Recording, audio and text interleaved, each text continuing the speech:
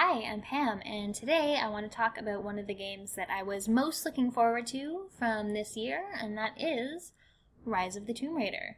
The 2013 Tomb Raider reboot was one of my favorite games of the past couple years, so I was really looking forward to this, which was just released in November for Xbox One and Xbox 360.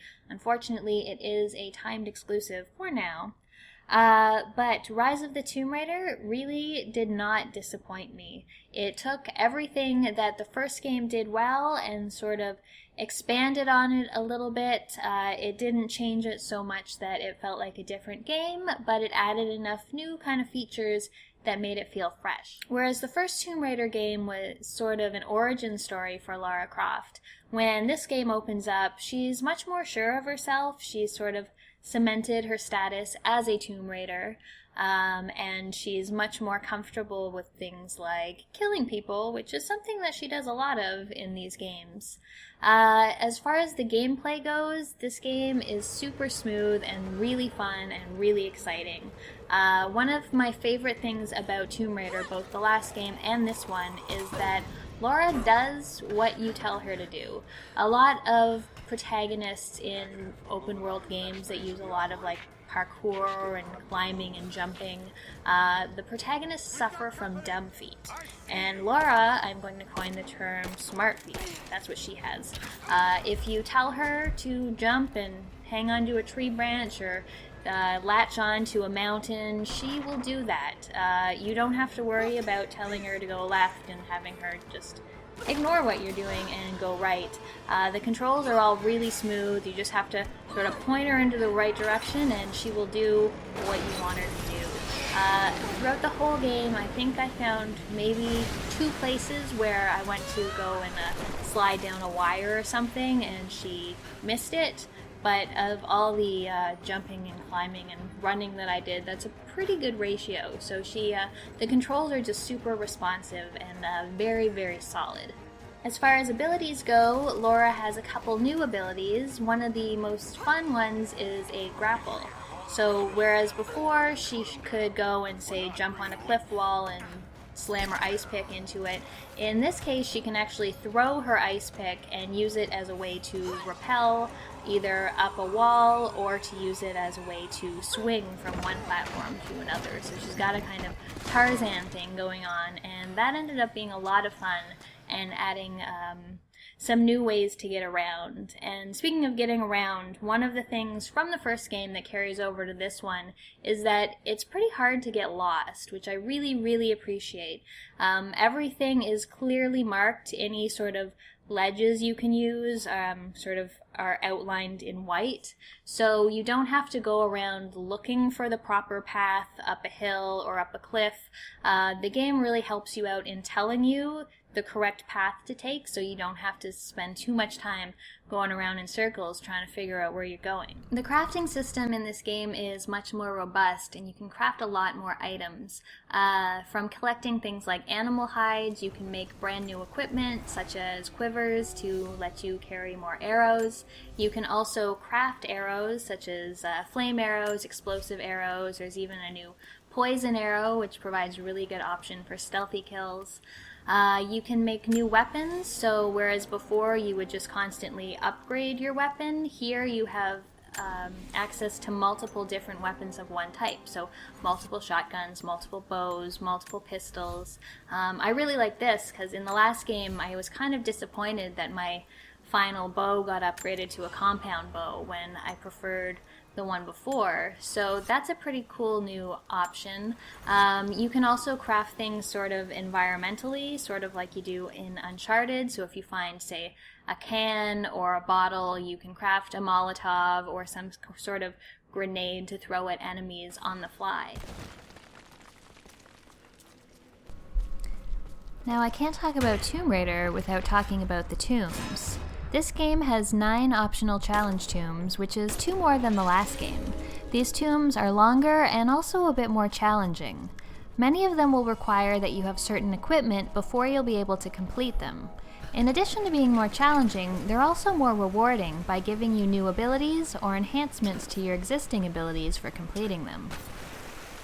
There are also much smaller crypts where you can find pieces of weapons.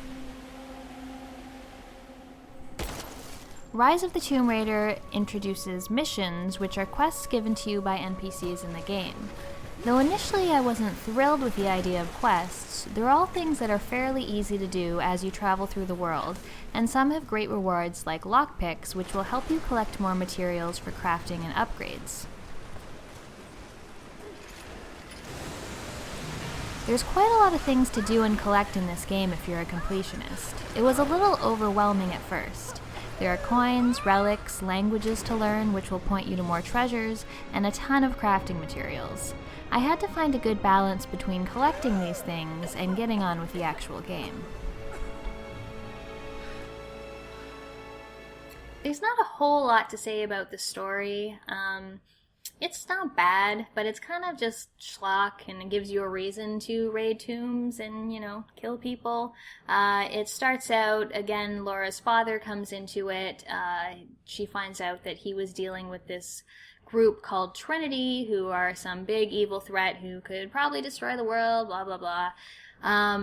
It's not the most interesting story in the world. I mean, it gives you enough to drive the story forward. One negative I found was that the beginning of this game was rather heavy on the cutscenes. In the previous game, you sort of got right into it. In this game, there was a fair bit of sort of narrative and exposition at the start, which I felt sort of impacted the pacing a little bit. I would have rather sort of get right into the action. I found there's some games you play for story and dialogue and characters, and there's some games you just play because they're a whole lot of fun. And for me, Tomb Raider is one of these just fun to play games where the story is just something that's there that I don't particularly pay a lot of attention to. My one complaint about Lara Croft is that she's basically the worst archaeologist in the world. While you're going through and you find the little artifacts as you're exploring, she's very knowledgeable and she seems very reverent of all these relics that she's finding. But once she finds, big temples and tombs and things, they generally end up sort of exploding by the time she leaves. So I think the name Tomb Raider is a pretty good name for her, as an archaeologist generally tries to preserve things, and everywhere she goes, things tend to get destroyed. This game drops the traditional multiplayer mode and instead adds a mode where you can play previous parts of the game and compete against other people online for high scores. This is where the microtransactions part of the game comes in, but luckily for me at least, it was not obnoxiously implemented at all. Like, I never felt like I had to pay money.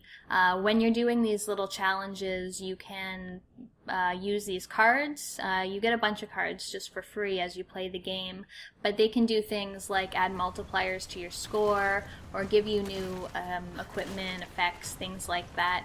I never felt like I needed them. I played through these little score challenges a few times and they were a lot of fun, but I never felt like I needed to go out and buy a pack of cards in order to get a good score. I also didn't terribly care about what score I was getting. I do like how they give you the opportunity to replay certain parts of this game as part of the high score challenge. For me, the set pieces are the standouts in this game. So there's things where Lara is in a temple or whatever and it's crumbling around her and you need to run away, and there's a lot of quick time events and there's a lot of jumping and climbing and sort of time-based, really exciting sequences, and I like that you can just at any time go back and replay those. It's not something that you could generally do in the normal game because once that scene is over you can't really go back, so I do like that you can replay them through those modes. So, in conclusion, I think Rise of the Tomb Raider is an awesome game. It's really fun, really exciting, and the controls are just smooth as butter, and everything feels really natural and intuitive.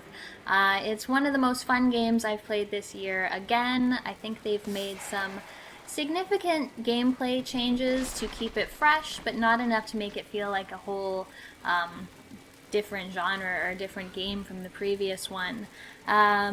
Unfortunately, it is a time-based exclusive. I sort of feel for everyone who doesn't own an Xbox One. It will be coming out for PC in 3 months or so, in Q1 of 2016, and it'll be coming out for PS4 in November of 2016, I believe. But if you have an Xbox, pick up Rise of the Tomb Raider because it's awesome.